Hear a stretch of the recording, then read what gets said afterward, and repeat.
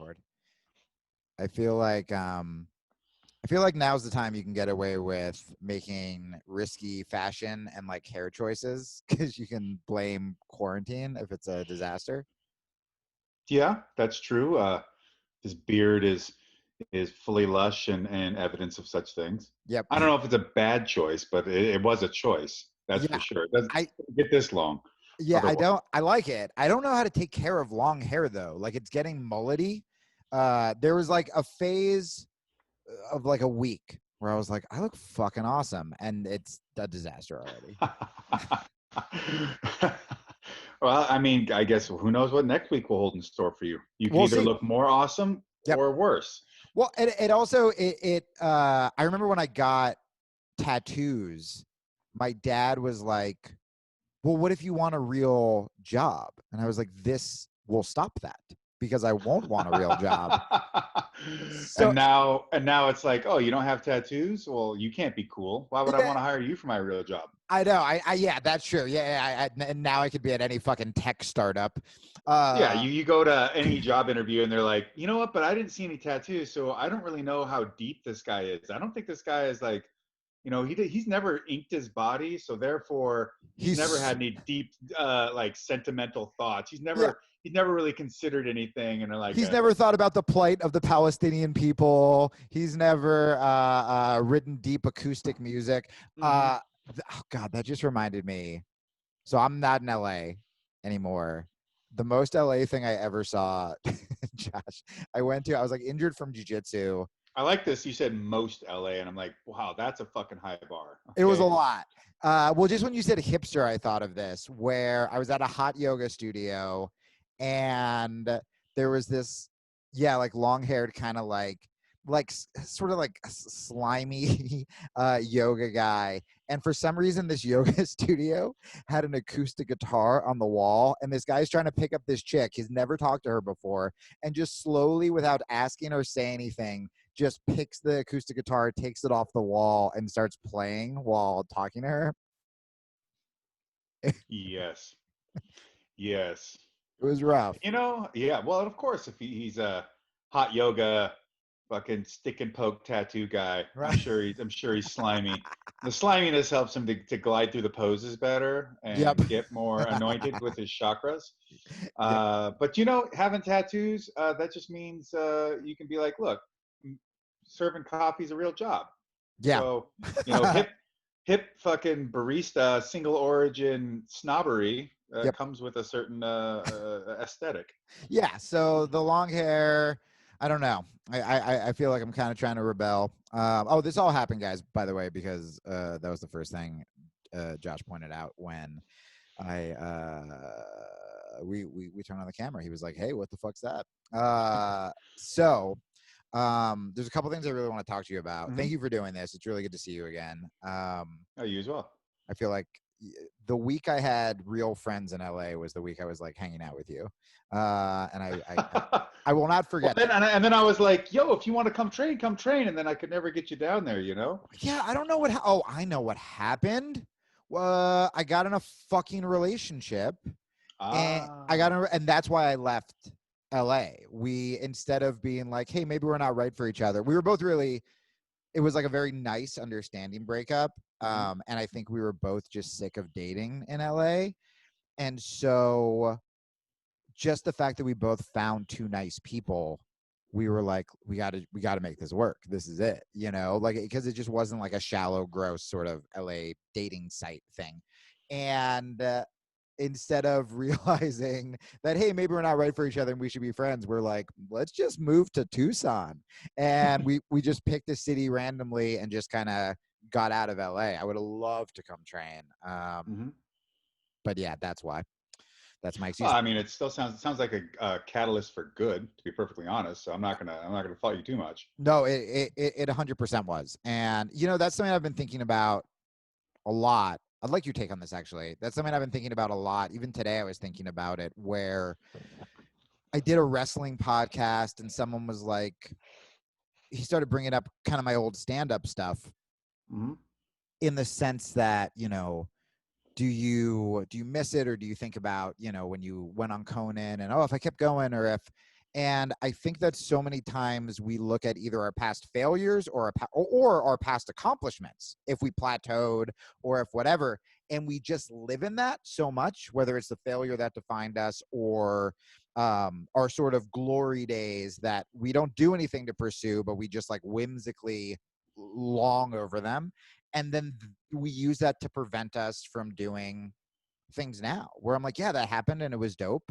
And now I'm doing other dope stuff. And hopefully, and also if I got famous, then I'd be dead. I would have become a drug addict. I would have, like, I was an Well, idiot. I still have hope for you. I mean, I know you can pull that off. It's never too The drug late. addict thing? Yeah, No, well, now with the never too tattoos, late. like I got to work at a tech company. I, They love drugs. They're all about it. oh, that's right. That's Yeah, right. That's right.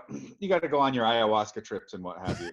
Um, Yeah. but yeah, I mean, that's a pretty common thing where people will get hung up on one pivotal moment that's either what they would consider their most momentous failure or their most momentous success, right? Yeah. And obviously things that reach the extremes, right? We're talking about the tail ends of things. Um, they don't happen all the time. That's why they're the tails. Right. That's not the mean. And so you get hung up on that. You're getting hung up on a moment, whether it be the best or the worst, that is only a small part of your life. It has a lot of weight. It'll um, honestly affect you Yep.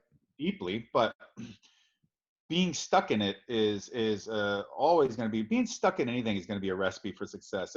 If you just stuck in just a uh, well, and I'll paraphrase. I'll preface this with the idea of different people and their personality traits. So there is constructing a life that is most beneficial for how you are and will allow you to have the most fulfilled way of going about things. But which is to say, like the person that lives the most sort of rote 9 to 5 kind of life, but does it in a way where they're doing things and they're constructing the stuff that they want. I mean, it Yeah. used to be such a thing to be like, oh, you want a wife and 2 kids and a dog and all this. And it's like, well, that doesn't sound so fucking bad, to be Yeah. perfectly honest. For some people, that's really awesome. And Yeah. I A mean, family that loves me unconditionally. All right. yeah, well, and it's also like, do you really think that raising 2 fucking kids and being a partner is an easy job? Like that's just Oh, a given. I mean, come right. on now. But it's not. I don't want to digress too much, but getting stuck in a way that in any sort of mode where you're not pushing your buttons that you need pushed, where you're not either going out and trying to find more success, and with anytime you strive for success, you're going to find failure. In Yeah. fact, it's all these failures that will eventually give you the blueprint on how to find that success. And also you should be paying attention to other people's failures, and not in a sense of like, oh look, that guy sucks and he failed. It's like, no, okay, well he failed because this, that, and the other. Why did they fail? Why did they fail? Well, we're all in the same, they're in the same market here.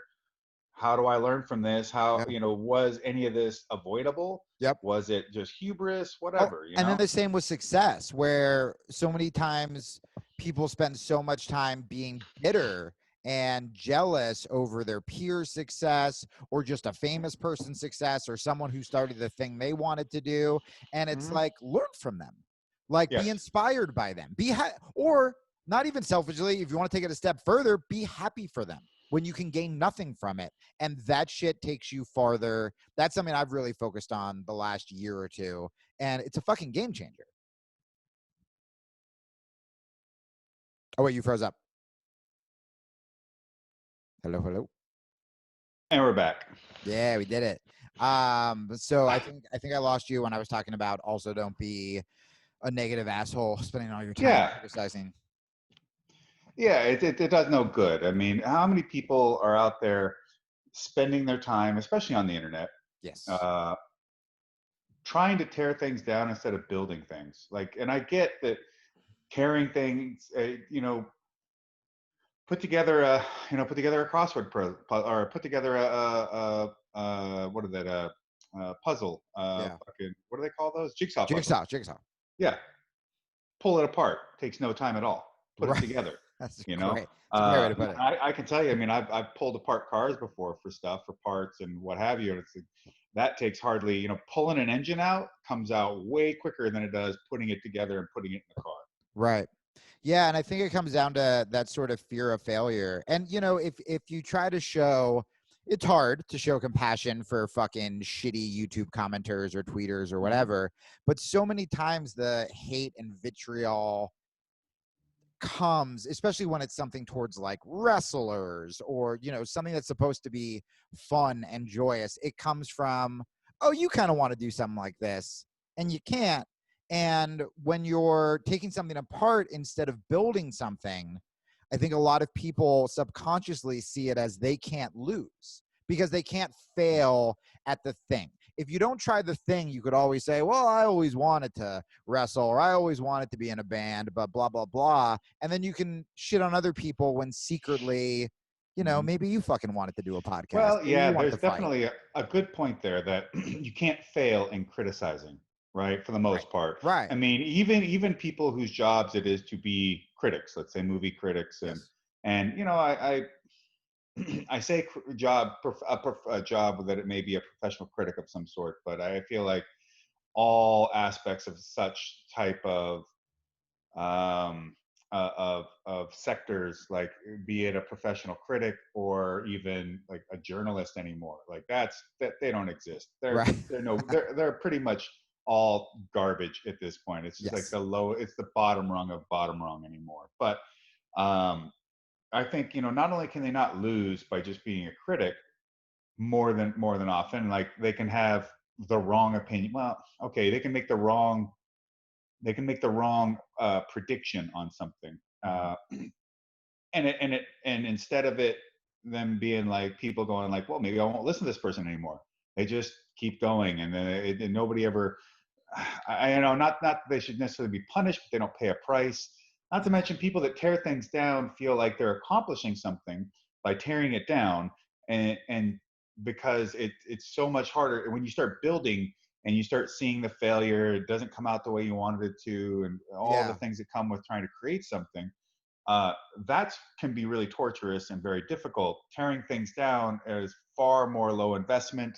Also, there's a lot of folks that think that, and I used to have this conversation with people in regards to MMA fighters that would make it big, like Conor McGregor or Gina Carano, and people would flip out and say like, you know, how this person's not the best and they don't deserve to get paid the best or what have you. And I'm just sitting back going, you know, if you tear them down, and even if you're to go and get in the ring and beat them, that doesn't mean you're somehow going to then win and gain all their popularity, all their charisma, all their fan love. Like you're not going to become more popular than them just because you win in a fight over them. Right. And and what they're always doing is completely missing the point in that Gina Carano made it so women were given bigger opportunities on television, could make way more money, and then could also go from MMA and do things like American Television, American Gladiators, could do movies, could do like she for whatever reason, it's not like it doesn't matter if she just got picked because she was the right person at the right time or because she was in the back like putting together all kinds of moves and talking to the right people and setting up the right opportunities, and that it doesn't matter how it happens, it just fucking happened. And therefore now if anybody sees that person being a success and opening a door in different sectors and making money for people, then some other motherfucker's going to come around and be like, well, what about this person? Maybe I could do it with that person. Maybe I can make it this way. Yeah. Or even with like Connor, it was, dude, him going and challenging that horrible MMA contract and using Ollie Act and different things to break it apart and give himself some freedom to then go and compete in something where he made a shit ton of money almost entirely on incentives, Yeah. on the fact that he gets pieces of ticket sales and pieces of this and pieces of that. And it's like, you know, he didn't just magically have money fall in his face. He went and had to fight one of the arguably greatest boxers ever of all time. Yep. And he's not a boxer. Nope. And because this promotion was so big, because the interest was there, he got to make a lot of money. if people weren't actually interested to watch it happen, Floyd Mayweather Jr. isn't going to be like, here's $50 million. Ain't no fucking way he's going to do that. It'd be the dumbest thing ever. If he could pay him $5 instead of 50 million, Yeah. you think he's going to do that? I mean, that's why people need to do the thing they love because they love it. Because if you're Yes. sitting around and going, oh, well, he only got that because Conor McGregor, because he's Conor McGregor, or she only got that because she's Gina. It's like, yeah, well, try to be a version of you that people will take. But if you're only doing it while, you know, to get that reward, whatever Mm-hmm. that is, or to be the Conor, but you don't love the training, you don't love, I mean, I interviewed fucking Diamond Dallas Page yesterday, started wrestling at 35 and was just talking about how badly it fucking hurt every time he fucked up. Because same with jiu-jitsu. I started jiu-jitsu a little later. A lot of people who listen to this show started jiu-jitsu or MMA a little later. And it's different if you're 18 and get injured. Because you go, all right, I'll sit out. I'll use my fucking 18-year-old genes to Wolverine heal up in a couple days. It'll be fine. If you're 35 years old wearing like leather pants and you take a flip bump wrong and land on your neck, you've got to be staring up at the ceiling, and you really have to fucking love it to go in the next day instead of being like, what the fuck am I doing? But if you're doing something because you love it, because you love training, because you love competing, no matter how much you win, blah, blah, blah, you can't fucking lose. Yeah, And you probably find will the make it. fulfillment.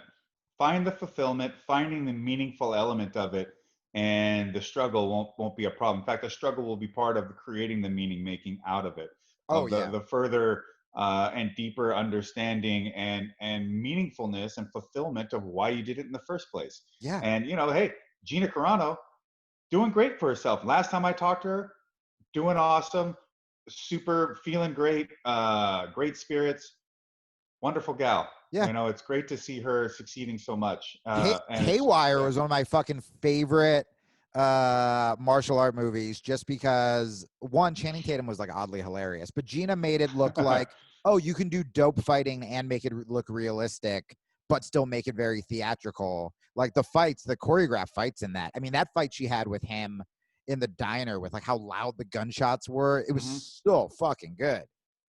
Yeah, and think about, people would like to say like they nitpick anything about her performance or try to. It's like, dude, this is her first movie ever, and she's being asked to carry the whole. I mean, that's a huge Yeah. ask of anyone. Yes. It's like, Well, that was like Ronda way to with, go. yeah, I mean, that was Ronda with the WWE, right? Where, anytime she fucked up, people were like, fuck her. And it's like, guys, it's so hard. Oh, well, yeah. I mean, and part of that problem with that is everybody wants wrestling matches to look fucking super duper clean, as Yeah. if there's no struggle, nothing ever fails, unless it fails in like a perfect, like block, duck, it's like, it's a fucking fight. Yeah. People get tired. Maybe, just showing like someone trying to pick them up, they can't do it because they're too gassed. Yeah. Why not? Oh, Or the first time I ran the ropes, and I was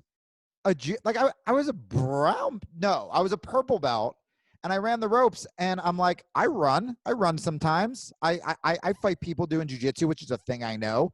Just running back and forth, I was like, like so gas. It is so fucking hard.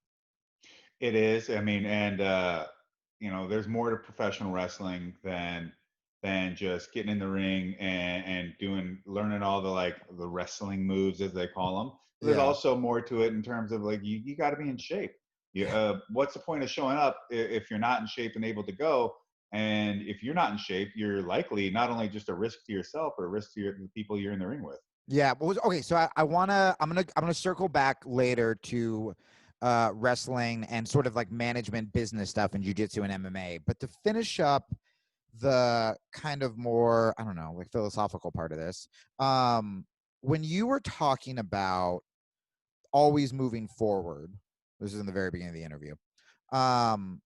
This is maybe a personal question that is just for me, or it might oddly affect other people. But do you think one of the reasons that you've been successful is because you haven't strictly labeled yourself as one thing. And you're always kind of just following, at least from an outside point of view, it seems like you're always just following either passion, love, what's exciting you in this moment. And then I guess the second part of that question, and this is the more personal part, is the reason that at 38, I told DDP yesterday, I'm like, I want to fucking wrestle. And I'm gonna go out and train with him, is because I always got really stuck to labels, whether it was politically, whether it was career-wise. So I'd be a jujitsu guy, and I'm really healthy, and I'm waking up early, and I'm meditating, but I don't feel creative. So then I'd go do comedy, and I'd train jujitsu less, and suddenly I'm eating shittier, I'm drinking, I'm sleeping around, but I'm being creative. And the reason I fell in love with wrestling is because I'm like, oh, these are like very healthy, in shape theater dorks. It's the best of both worlds. It's right? It's creativity. It can be, yeah, It can be. It's creativity, at least some creativity, and then some you're taking care of your body, you're working out, you're an athlete. I mean, you should be, yeah. You should be. Well, whatever motivations are necessary to create the uh, the habits, and that's what it is, habits, right? To not completely fall off the edge one way or the other. Yes. Yeah. And not just become an obsessive maniac, but as it turns out, men are more likely to be obsessive maniacs, Jamie. So, well, but that's my question is I feel like one of the ways I've gotten good at things is by being an obsessive maniac. So sure. like if someone goes, even with this professional wrestling thing, I go, maybe I'm going to train a little bit. And then fucking Thunder Rosa's like, come out and train with me. And I'm like, I'll stay there for a month, or I'm going to go see DDP. I'm like, I'll stay there for 2 weeks or whatever. And suddenly I can already feel like comedy slowly going away, jiu-jitsu slowly going away. So well, I guess here's the thing. I mean, how is it?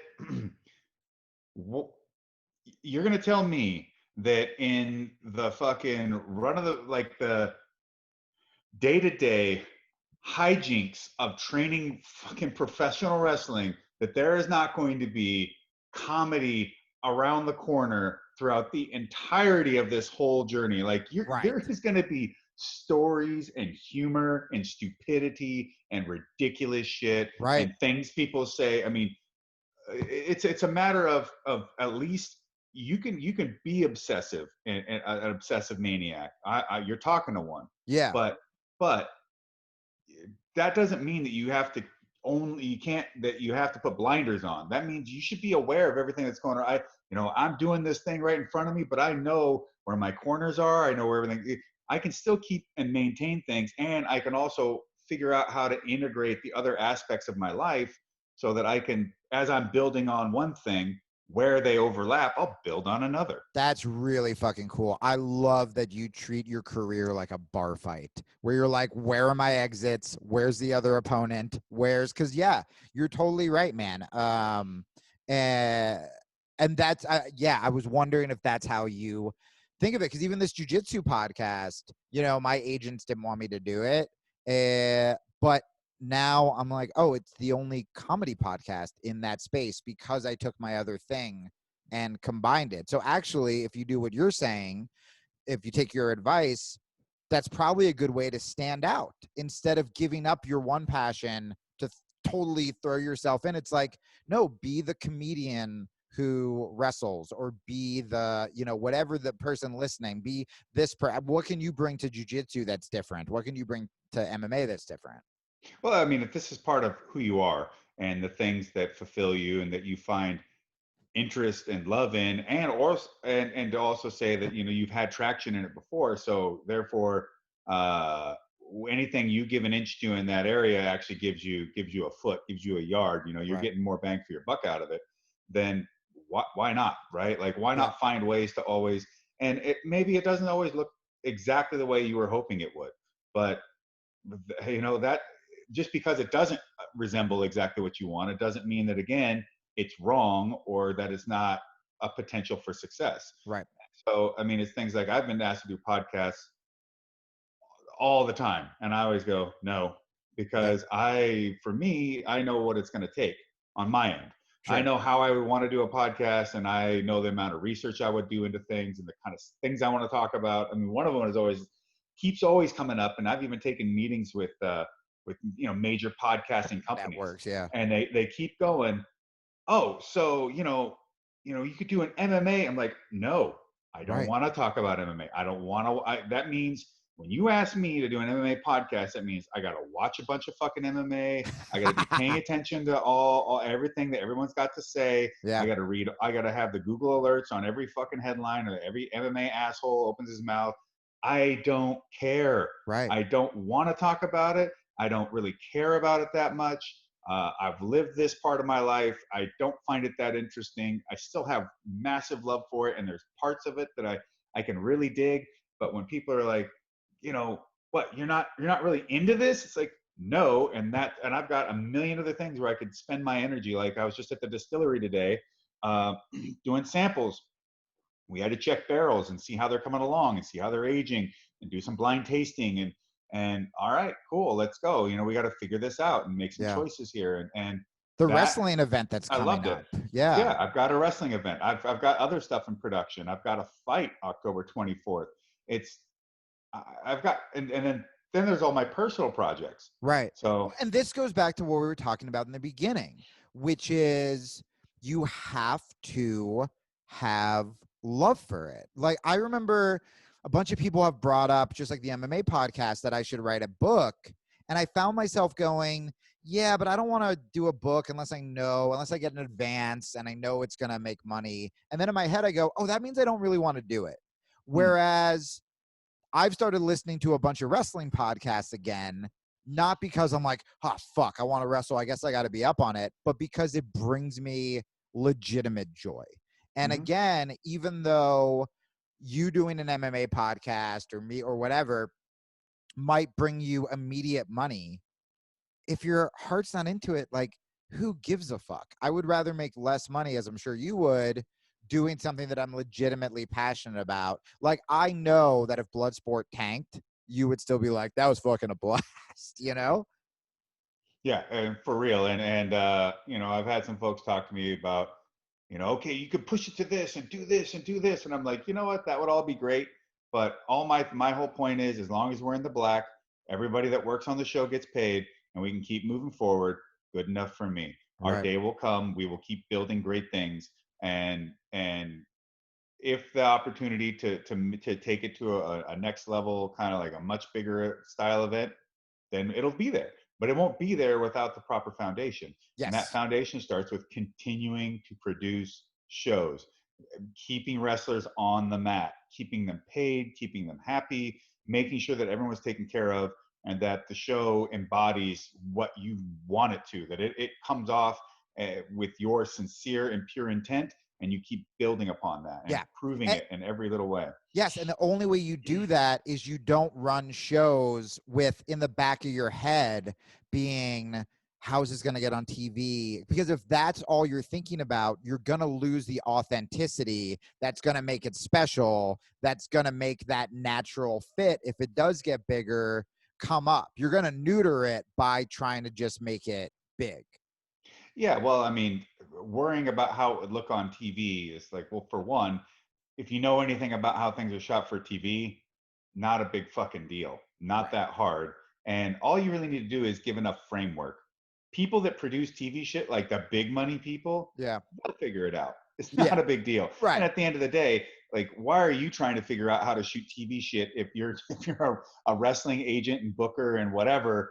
It's like that. This is not how I produce. If you want to produce for TV, then we'll work on that. Well, what do you have to say? And we can get into like the sort of politics of it, but even just from a mental aspect for the people listening to this who are like, okay, like Josh has this, Jamie has this, but you've had a lot of success in other aspects, so it gives you kind of a cushion. What about the fucking blue belt listening who, is getting paid in fucking free t-shirts, and who's like, I want to make this my life, but it seems like athletes aren't getting paid. I don't know what to do. I'm only a fucking blue belt. I don't want to be that guy. What's the mentality going into it? going into making your love your job Sure. in the beginning. Well, I mean, you need to be pragmatic, and you need to be rational about things. Right. If you want to dive yourself into something where you're only getting paid in t-shirts, it's like, okay, well then you also apparently have a high passion to be homeless. Yeah. So cool, you'll accomplish both at the same time. Yep. But it's just like That's what how I did with high school. Like I was homeless. I was literally homeless for years when I was doing open mics. And it's like maybe I should have waited till my first paid gig. um, but well, I mean, nothing brings up good material like tainted meat found in a dumpster, right? I Yeah. mean, that's the kind of stuff that gets you into the place where you can write that fucking choice material. I love that you're the two things that you're like, Jamie, you're gonna get comedy, tainted dumpster meat and professional wrestling. So what I mean by pragmatic and pragmatism here, it's like having the conversation, especially with these really much younger kids. Yeah. Oh, I don't like this job. I'm gonna quit. Like, okay, idiot. What's wrong with the job? Well, and it's usually something asinine. Like, really, no one's dropping mortars on your head. Right. You're not being held at gunpoint. All you have to do is do this fucking, and the job's not that dumb if you actually pay attention. Even working service jobs at like a McDonald's or whatever, there's something there's always a thread towards how to work with other people, how to learn how to be a part of the logistics of an operation. I mean, Of there's stuff there if you society. want to learn it. Dude, Yeah. I heard a monk. I literally was listening to like a YouTube video with a monk today who said that, who was like, even if you don't have a job and it's just a 9 to 5 and maybe you don't love it, like you're making society run a little bit better. And like, what a cool way Quite to fucking possibly, look at it. especially if you have the right attitude, like the idea of doing whatever you do, even if it's not something that is either you're passionate about at all, but if you do it like you mean it, then everything you do matters, Yeah. and it matters because it's a reflection of you anyways. Mm. But by being pragmatic, it's, let's say you're at the burger flipping job and you're going, well, I want to do this other thing. How? Okay, well, don't fucking quit the burger flipping job. Right. Figure out how to integrate the rest of things into your life and figure out how you can cut away that time. And by the way, it's going to come out of your personal time. So Right. don't think that you Right. can just be like, oh no, I get to compartmentalize things in all the ways that I want it to be. And then everything else can be all my dicking around, like jerking off and shitting in my pants time. You're like, Yep. no, idiot. That means it's just like every small business owner, entrepreneur guy who, like every Gary V who goes up there is like, bro, how you fucking want it, bro? Because like you feel like a fucking douche, bro, and I don't know how. God, I can't stand him. Yeah. But the same. But even then, his point is basically like all the rest of them. The rote, run-of-the-mill generic thing is, yeah, going into business means you're going to work way more hours, way longer, take less vacations until you get to the point where you get that over the hump part. And if you want to find out what that thing is, explore that. You don't have to freak out and quit all your jobs and all this kind of stuff. And there may be a time where that sacrifice is relevant. I quit my job as an electrician after my fight with Peter Rizzo in the UFC, because my coach was like, dude, you need to be able to do this full time. Right. And I thought, well, okay, this doesn't really pay that much, but I'll make it work. I'll figure it out. And I'm going to gamble on myself. But I also I understood that was not a guarantee, and that's okay. And that's another thing to think of is most people aren't going to be crazy, hugely successful. And by the way, I'm only saying that in the metric where people think about lots of money and a big company and like, okay, for one, stop thinking about how rich or how this or how famous or any of that dumbass shit. Like, leave that alone. Those things can come if you build the right thing. Yeah. Most importantly, do shit in a way that is fulfilling. Find the meaningful thing to do, and everything else can be built upon that.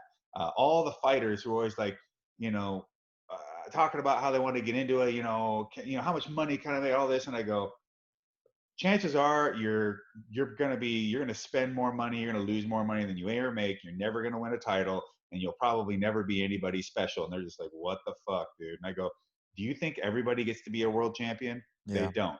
Most people are lucky if they even get a shot at a world belt, let alone if they actually win one.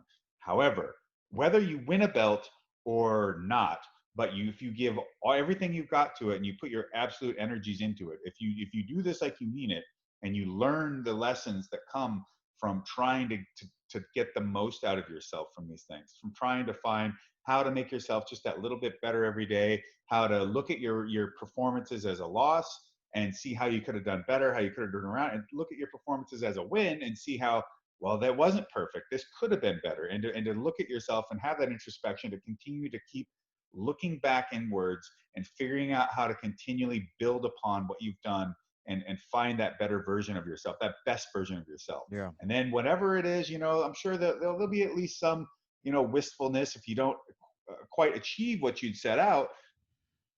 But okay, that doesn't mean that everything was a waste, that was for nothing. Right. I mean, Yeah, I mean, that's what we were talking about before. And just, I just wanted to, on a pragmatic level, when you talked about how it's going to come out of your personal time, yeah, it'll come out of vacations, it'll come out of stuff like that. But people also don't realize, I mean, I didn't start realizing this till I started meditating and I could just slow down a little bit.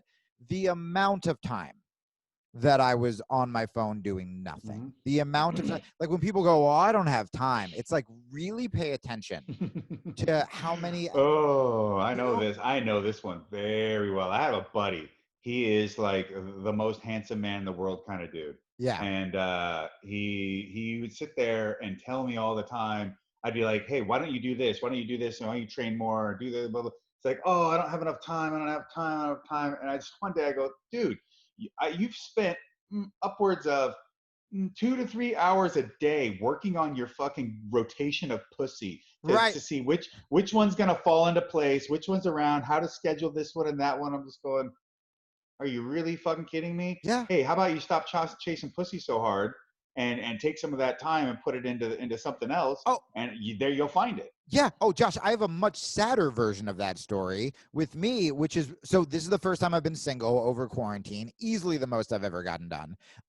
Step it up even further. I was like, I'm going to be fucking celibate, like no hooking up, no dating. I'm going to try to All do right. it for a year. Then a buddy of mine who was a monk in India goes, celibate also means no jerking off, right? And I was like, what the fuck? And I go, all right, I'm going to see if I can do this for like a week. Even in that week, this isn't, at least your handsome friend is getting pussy. Even in that week of no jerking off, the amount of work I got done, I was like, how much was I jerking off? I didn't even think I was doing it a lot, but the amount of energy I had, I'm like, I should be dead with the amount that, and it was true because he asked me, I go, that's a little extreme, man. And he goes, what do you do after jerking off? And I was never like worked on my novel. Like I was like, you know what I mean? I like passed out sadly and woke up shamefully. I'm like, that was fucking it. But it is wild, man. When you want something bad enough and you just start kind of like rearranging your time or waking up a little early or getting better sleep or even eating healthier, like that ties into it because you have more energy. There's space to do the thing you love. Yeah, well, it also, I would say, I think people miss some of the point of the celibacy, even including the no jerking off. Yeah. And it is that it's the idea that you're separating yourself from these either things that have become habitual for you, Yes. and therefore, it's like, okay, stop all habits and then create the habits that you really need in the way you need to. So like, Right. after you can reset, let's like maybe set aside your jerk off time. I'm not saying you got to schedule it. Yeah. Got to watch this porn at Yeah. 3:35 Yeah. on a Sunday, only for 15 minutes. It's like it Yeah. didn't have to. Can we bump our interview, Josh? My 3:15 jerk off sesh got moved. But But it you're also right. it's about also dealing with a part of human behavior that is a massively strong impulse, and to then take control of it and I then love be that. able to then integrate it back into your life in a way where it's not a dopamine hit, it's not Yes. oxytocin, It doesn't it's control not you. like, yeah, it's now you are able to be more in control of how you put yourself out. And hey, I'm telling you what, you're celibate, you're getting all this work done, you're doing all these things, your task is forward, you're accomplishing what you set out to, and you're building. I fucking swear to God, the chicks that you would normally have the hardest time trying to get will now be interested to want to talk to you because the things that you do are exuded from who you are. Mm. And so it's like the person that feels bad about themselves, feels shitty about themselves, or deep down inside is really a coward when they're trying to act like whatever, all that stuff. People see through that shit. They know it. Right. It's the same as when you are a person who is building and creating, and you're putting your best efforts out there, and you're doing what you do because it's what you believe in. That's an attractive feature to Right. not just any woman you want to meet. It's attractive to anybody that wants to get into business with you. It's Right. attractive to anybody that wants to just be involved in what it is you're about. Because now sometimes you got to be careful because people will see that and go, "Oh, great, someone that's got all their shit together, they're really kicking ass. Wow, I'd love to fuck that up." Right. Come to like jump in the middle of that and be like, I'm gonna ruin your life. Yeah, yeah. Yep. But what can I get out of it before this thing totally burns down? Dude, I've been very careful after like being alone and getting shit done and figuring out what I love about, and I would suggest this to anyone, about not just dating, but just people. It's like, who am I Mhm. going to give my time to? Who am I going to, because going back to what we were talking about, time is such a fucking commodity that, who am I going to talk? Am I talking to someone all day on You can't find Instagram? more of it. You cannot get No, more of it. What you no. have is what it is. All you will ever have. Yeah. So what do you have? Okay, so that's something. I mean, I could talk to you about celibacy this whole podcast, but it's a jiu-jitsu podcast. So that's where the personal responsibility lies. What do you see as something that we need to fix or work on in jiu-jitsu and MMA on the management side, on the industry side? Like, is it all for wrestling, Mm. MMA, jiu-jitsu, all of it? Is it all our responsibility, or are there's still people fucking us over that we should be kind of Mm. banding together to work towards? Yes. Yeah. Oh, sure.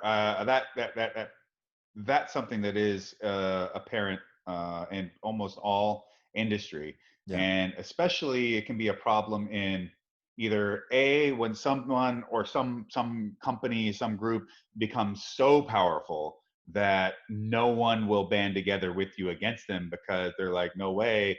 Right. And it's true, if enough people did, it would change things, but no one wants to be the one to get shot, so to speak. No one wants to be Yes. the one to move forward first.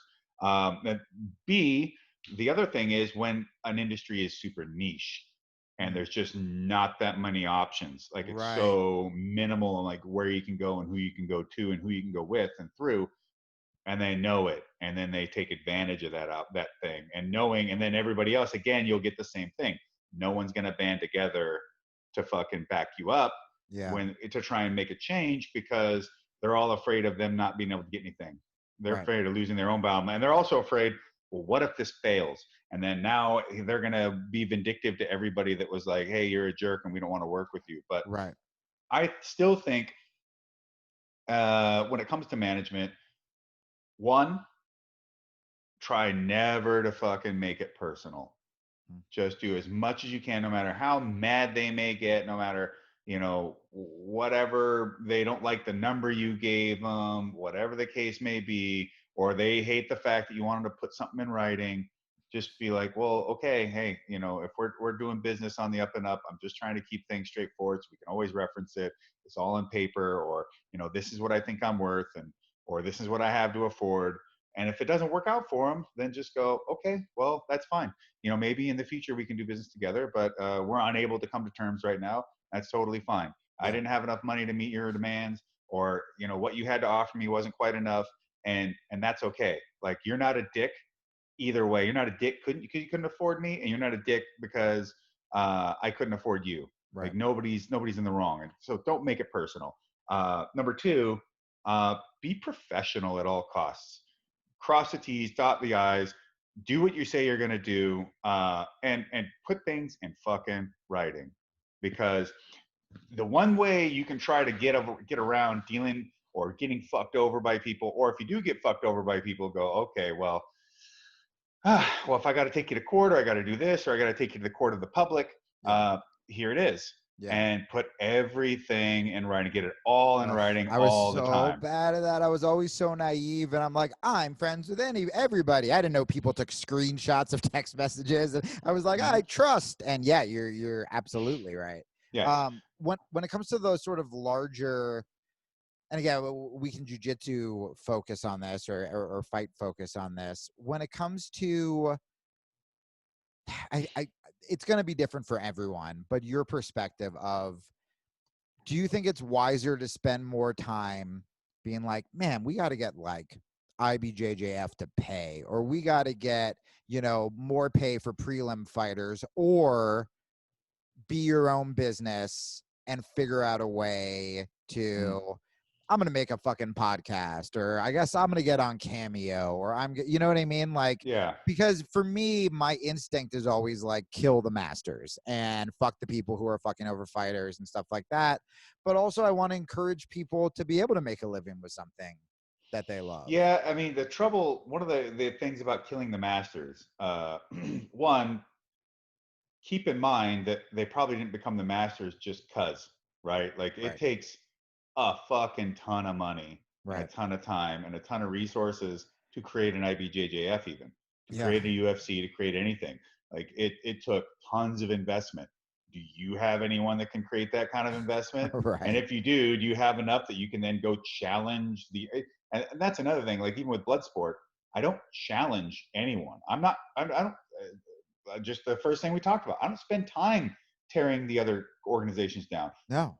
If I could say that I'm better and that they suck, it won't make my product actually better. The only thing that makes my product better is by making a better product. Yes. And so as long as I do that, you know what? It'll work out. I don't have to tear someone else down for me to rise up.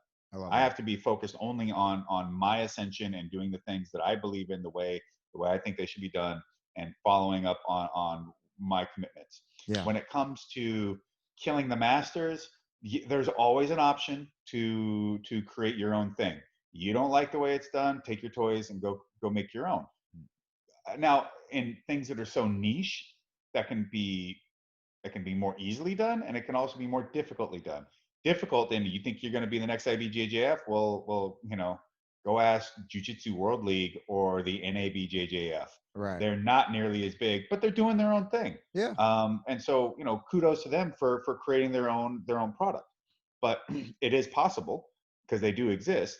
Now, with the IBJJF, one of the other big struggles is people want the prestige of the IBJJF.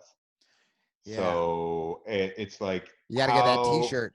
how do you create something that can deliver the same gravitas as Right. saying I'm a ABCD champion versus an IBJJF champion? Right. And the way that happens is the same reason what makes a belt worth having. Who did you beat to get it, and who did you defend it Right. against? And so getting those people involved, it's going to be tough, and it might take Yeah. a lot of money, but you never know. You might find somebody who's of a kinship that says, you know what? Yeah, I'm willing to work for what you want to offer me. But the main thing is, I like the fact that you're trying to break the paradigm here, or at least create another option for people. And Right. competition will breed a better marketplace. Go read Austrian economics, go read the Chicago School. It's a necessity, but it's not all about complete laissez-faire. And while you don't want to have things where anybody has to come in and with the giant invisible hand and try and tell you what you can and can't do, it's really about trying to just at the end of the day create your best product. And if you think you got a better way of doing it, build it. But Yeah. also be ready for it to not get to the levels that you want it to right away, or maybe not even in your lifetime. Yeah. But perhaps in time it can become big enough, because the IBJJF didn't start yesterday either. Yeah. Well, and then what about someone who maybe doesn't want to build their own thing, but wants to make a living? It's, do you spend a lot of your time trying to fight these places, whether it's shitty sponsorships, whether it's tournaments not paying, whether it's, whatever, or do you try to get so undeniably good that you're one of the, handful of people who makes a living with seminars or with, whatever. Well, that's yes, and that's also no. Right. It's yes as in you want to be undeniably good that you can do X, Y, Z. Then, well, you better fucking. I mean, isn't that the point? Aren't you Yeah. trying to be as undeniably good as you can Right. actually Right. achieve? And then the other thing is with when you say shitty sponsors, well, okay, yeah, there's not really that many sponsors. They are kind of limited in some element at this point. Like we've sort of we've gotten MMA and combat sports to um, its largest platform around the world at this point, and yet uh, people have it's already ran through the process of draining bank accounts of sponsorship monies to the point where all the sponsors mostly go, there is no return on investment in this shit, so we're not Yeah. pouring our money into it anymore. Ugh. Well, but that happens, and Yeah. um, really the biggest one that you mentioned was tournaments not paying you. If someone's supposed to pay you and they don't, that is never an acceptable. Like people need to, if you had an agreement for $5 and they fucking stiff you, fuck that. That is Right. not an acceptable thing. Now, as far as like the tournaments themselves not paying out, well, they're not supposed to be professional, right? An IBJJF title is supposed to be an amateur title technically, Right. even though these guys make it their career.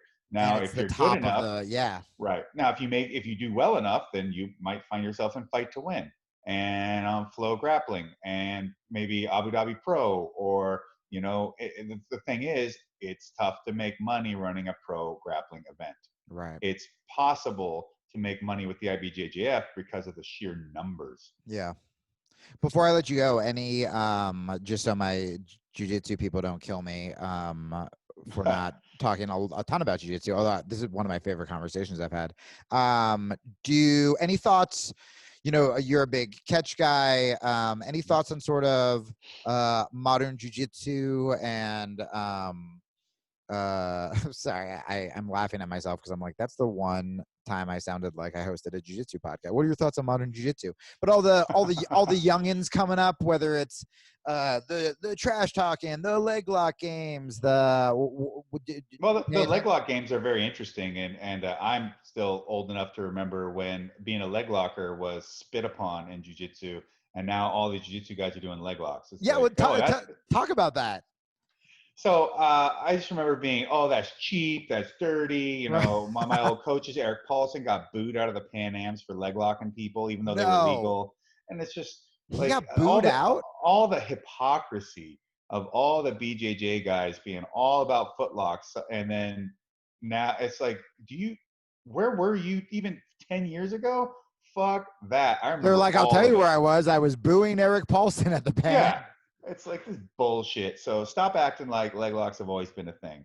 They've been a thing in all forms of grappling always, and were an element in jiu-jitsu and in judo to begin with, before Kano removed them, and in Japanese jiu-jitsu and catch wrestling and go all the way back to pancration. Leg locks, of course, any way to fucking hook a person up, someone's already been doing it long before we ever wrote it down. Right. But it became a thing in jiu-jitsu to like turn your nose up at it, consider it cheap, talk shit on people. It was just like, it was so disrespectful and stupid. And yet now, huge game. And Right. although it's really more of a no-gi game, and it also kind of grates me a little bit. It's like all the leg lockers are dudes who sit on their butt to do it. It's like nobody's taking people down and dropping in Panker style and heel hooking them from the top. Right. So that's a personal little point of preference there. But to see more integration, and honestly, I think that when it comes to things like catch and other grappling elements, being influential within the overall grappling game, well, the overall grappling game, for the most part, is going to be viewed as BJJ of some sort, or no-gi submission stuff, which is still basically a bunch of BJJ derived people. And it's just because it became the biggest, most notable one. And that's the one that took off, and that's the one that got the traction. And so that's also the one where the more opportunity, the more money, and most of the prestige is. So it makes complete sense that that's going to be the case. So wait, do you And think? Oh yeah, keep going. well, and so all of this stuff, I mean, a modern BJJ guy can have a myriad of games, but so much of it is now an integrated thing where they've taken from so many other philosophical grappling styles, or grappling philosophies, I should say. Except the only thing that grinds my gears is they don't note it. They don't Right. admit it. They won't say it. It's like, yeah, we've been training tons and tons and tons of American freestyle wrestling and all this. It's like, oh no, we're just jujitsu. It's like, fuck you. I mean, you can Right. do jiu-jitsu any way you want. This much I agree with. And everybody, just because you do BJJ doesn't mean you're going to do it like the next guy or the next guy. I mean, there's a bazillion different approaches, all these different people with all their different styles. It's never going to look exactly the same. Do you think And the majority of people know that because I mean, I'm even guilty of this, where if I'm explaining to like a girlfriend what jujitsu is, I'm like, oh, it's when they go to the ground on UFC. Like yeah, it's all of the ground. But do you think it is a little more nefarious when it comes to the instructors and the kind of more well-known people that it's like, that shit's from Catch, or that's from sometimes, yeah. I think there are some guys out there that they are full on fucking guilty of it. And there's some stuff where I'll come across where people try to give some hokey bullshit made up name to something that's old as fuck, and I'm like, it already has a name. Stop trying to call it the fucking glibble glabble crack blaster. It's like, right, no, just if you want to create your own system, and with if Eddie wants to call things crackhead control, it's like, all right. I mean, I didn't necessarily have a name for this, and nobody was really doing it at the time, and you sure, really couldn't find many examples of it. So, hey, man, that's the way you want to fly. Do you? Um, but when I see like a cross heel hold or cross ankle hold, a leg lace, and people are like, "Oh, Texas cloverleaf," it's like, not a fucking Texas cloverleaf, you fucking idiot. Stop saying it. Stop trying to make that a thing right, because you think it's like fucking cool and like you don't even know what a Texas cloverleaf is, and this already had a name. Shut right. the fuck up.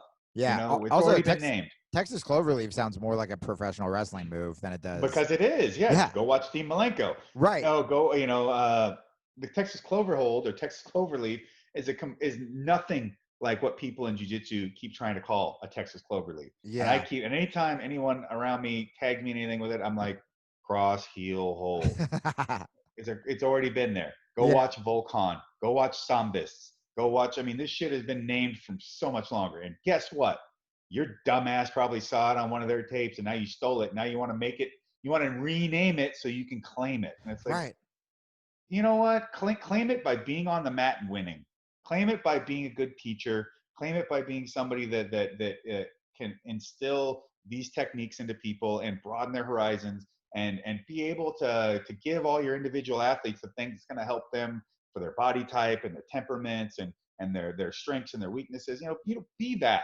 Don't be out there trying to be like, I'm going to make myself famous by trying to name a move after myself. It's like, Right. that's like giving yourself a nickname. Right. That's the dorkiest of the dorky. Well, fuck, man. I had some follow-ups, but that was too beautiful. I have to end it on that. We have to hang out soon so we can talk about pro wrestling and other things. But Well, and I have some catch wrestling instructionals from BJJ fanatics out there. I got together with those guys. They're fucking awesome. Love them.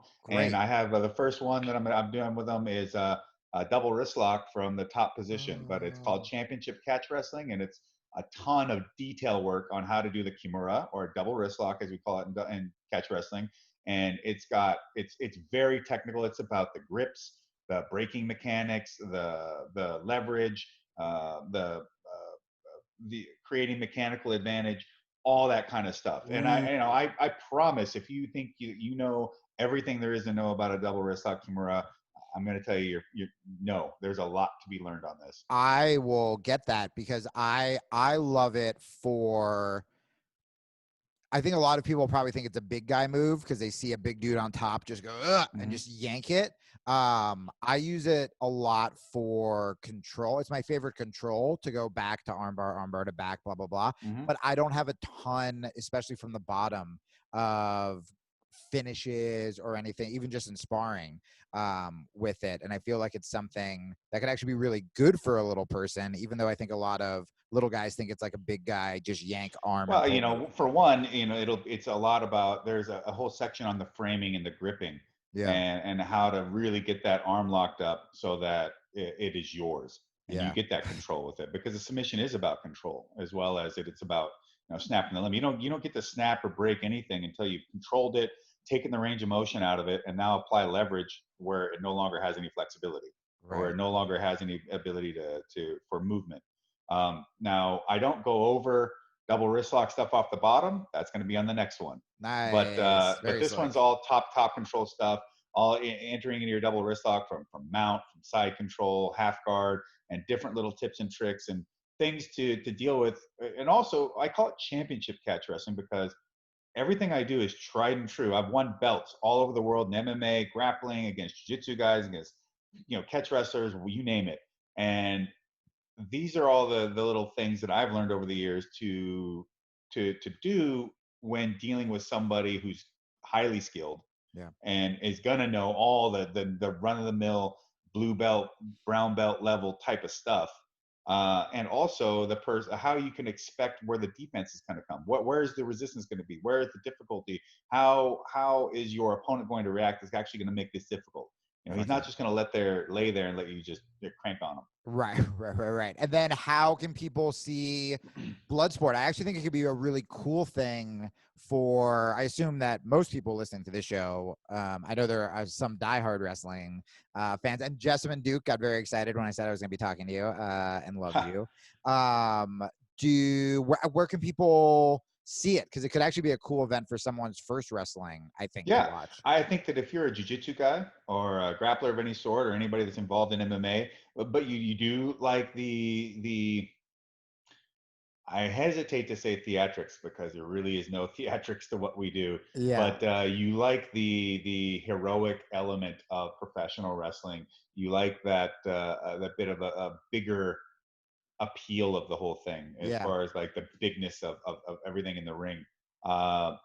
This is the event for you. We play it tight. It's not about goofy gimmicks. It's not about catchphrases and entrances and money in the bank matches, and it's none of that. This is just stripped down, raw, hard hitting wrestling, and it's gonna look like a fucking fight, because that's what we're out there to do. And you can watch it on Fight TV October 11th on Sunday, coming out of Indianapolis, Indiana.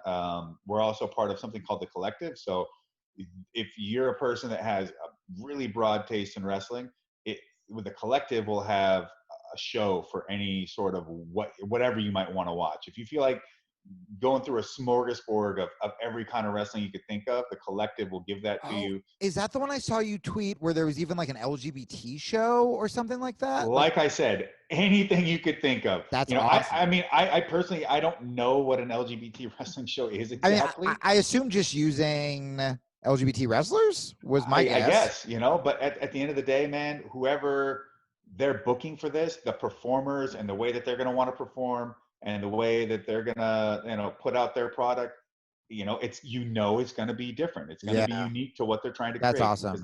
And so there's a complete diversified lineup of finding whatever you want. If you just want to come for just like the raw shit, then Bloodsport's there too. You can order that on its own. Yeah, I really want to. Moxley versus Chris Dickinson, the AEW and New Japan, the AEW champion, the New Japan Pro Wrestling United States champion, is going up against fucking the Dirty Daddy, just badass Chris Dickinson. Dude, that's so. When I saw that, can I tell you, I've been friends with very famous celebrities. So this is going to a self-hating place. That's the reason I'm saying this. So, with the first time Robin Williams came to my show, no problem. Meeting Chappelle. I mean, Chappelle was a little like, but still, no. And I was young. I was like 22 when I met him. No problem. Fucking, I forgot all about this. Do you remember Patrice O'Neill? Yes. One of the best comics in the world. Before he passed, had all of my old ECW VHS tapes that I brought to him in a sack to Jersey City. He was a big wrestling guy. And I did this Fightful podcast this morning, and I didn't know that he tried to be a wrestler of the WWE. And like immediately, I had no idea. Dude, I had no idea. And immediately was like, this isn't going to work. But apparently the host thought like he made it kind of far, like he was on Vince's jet and shit. And that's when I remembered. I was like, oh my God, I gave him all of my old VHS tapes. That I got from like my computer teacher in middle school. God, I love wrestling fans so much. But so but Moxley, so celebrities, no problem. Professional fighters even. I mean, you're a fucking intimidating guy. I was a fan of you before we became friends, and like I was pretty chill at your I house. just thought you just would just show up and just watch me yell at all my students while they kill each other. Oh, that's right. That's right. I did that first. No, I was too nervous to talk to you. So it was you, and then I shot a comedy video at Extreme Couture. And again, there are pro fighters walking around, and I'm like, hello, don't care. Fucking Moxley was there. There's something about pro wrestlers in general. But Moxley especially, where I said, no, I could have, like, if I had him in the video, even like taking a picture, I said, no. I think I said he walked by me to get to the door, and I said, for no reason, I'm sorry, sir. And I like kind of like moved out of the way. Yeah, he's such a badass dude. I'm so fucking He's a excited. good dude, man. A big metalhead too. Fucking great guy. And Perfect. I know he's gonna bring it, and he has to, because Chris Dickinson's not gonna let up on him one bit. No. Chris gave me everything I could handle in Bloodsport too, and I know Chris is like chomping at the bit to be like, yeah, this is my moment where I'm I gonna fucking make a take this guy, statement. tear Yeah. this guy's head off, and kick it in the audience. Yes. 100%. That's Chris Dickinson, man. Chris Dickinson is like pierced from within, suffocation all the way to the bone, man. The guy is a monster. Yeah. But you know, you want to hear something funny? I mean, look, if Robin Williams had ever come into my presence, I'd have freaked the fuck out, because he was such a nerd, such a Warhammer 40K guy, Yeah. and anime and comic books. That would have been the whole thing. Plus, amateur wrestler, love it. You No know, way. yeah, he's an I amateur didn't know wrestler. that. Yeah, yeah. We never talked about that. That's Yeah, he was a wild. wrestler. He was a wrestler. I don't know if he wrestled in college as well, but I know he No, wrestled all throughout high school. you And then, know yeah, what? When he died, and I was seeing like a bunch of like obituary things, I feel like I did see that, and I was just like, fucking amazing. yeah. But I once met Louis Anderson. Butterbean introduced me to Louis Anderson, Oh my and I god. was just like, your stand up is amazing. You're so hilarious. I just could not. I was just such a mark for Louis Isn't that Anderson. fucking? It's so interesting because yeah, like even the wrestlers I've become friends with, they found me through comedy because they look at comedy the way I look at wrestling. Or musicians, so many musicians talk about wanting to be a comedian, and I look at musicians and I'm like, oh, that's what I want. It's fucking fascinating what will get somebody to, mark out or nerd out. And, even like interviewing DDP yesterday, when we were talking about yoga and mental health and stuff like that, totally fine. The second he started telling old war wrestling stories, I suddenly was like, oh, wait, am I nervous? Like an hour and a half into this interview, I was just like, oh, that's right. And so for me, it's wrestling. What I'm really excited about with Bloodsport, this is very esoteric. We'll end it esoteric for only something me and you will understand, is when I was training for a little bit with Kendrick in LA, learning that a lot of the stuff from real MMA or real jiu-jitsu may not play as well. Like things that I thought, oh, well, this looks cool in jiu-jitsu or this looks cool in Thai boxing or whatever, may not play because you actually kind of have to do a lot of counter productive things to make it look big instead of making it look tight, like if you're playing for the people in the back or whatever. So I'm really curious to watch your guys, because I feel like it'll be this really fucking cool hybrid of like, this is as gritty and real as it will get. Yeah, and yet I would say, go watch Takada walk out in front of tens of thousands of fans, be more over than pretty much nearly any wrestler you'll ever meet has ever been. Right? They're fucking chanting his name from Right. pillar to post, and he's just nothing but tight and in the ring. But Right. the thing is, there's a way to do it, and most of these guys, they have no idea. Like most wrestlers, they have no real training anymore.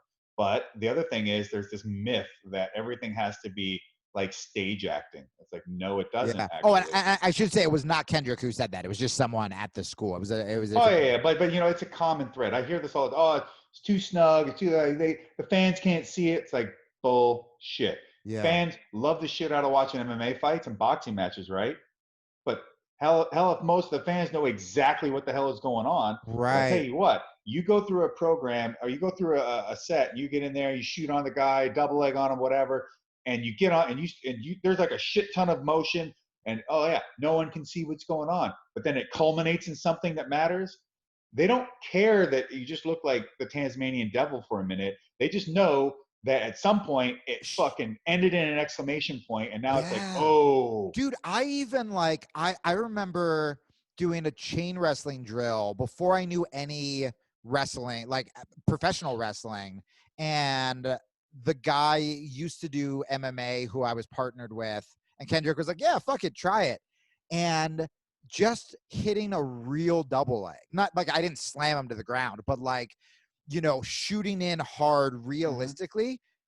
I heard the other wrestlers go, and I was like, oh, if I'm getting a reaction out of them with the real stuff, and everyone was laughing afterwards, it was like where I remember people were saying, oh, it looked like you guys were shooting on each other.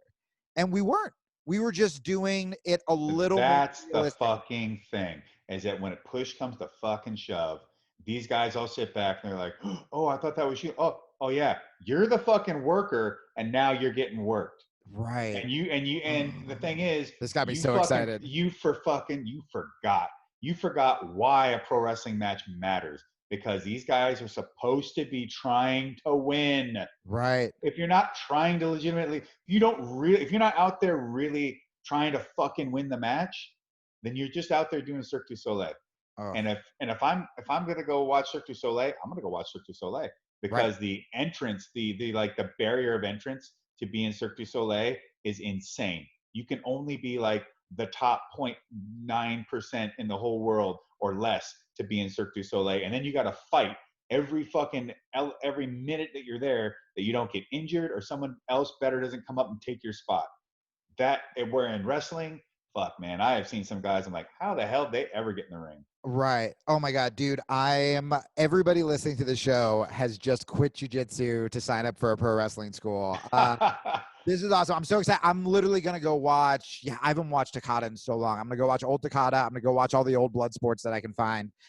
You got me so fucking hyped. I'm going to write to Duke right now. This is great, man. Thank you so much for doing this. I'm so glad we became friends. Yeah, And my pleasure. yeah, I'll let you know when this comes out. Kick ass, dude. All right, brother. Talk soon. Take care.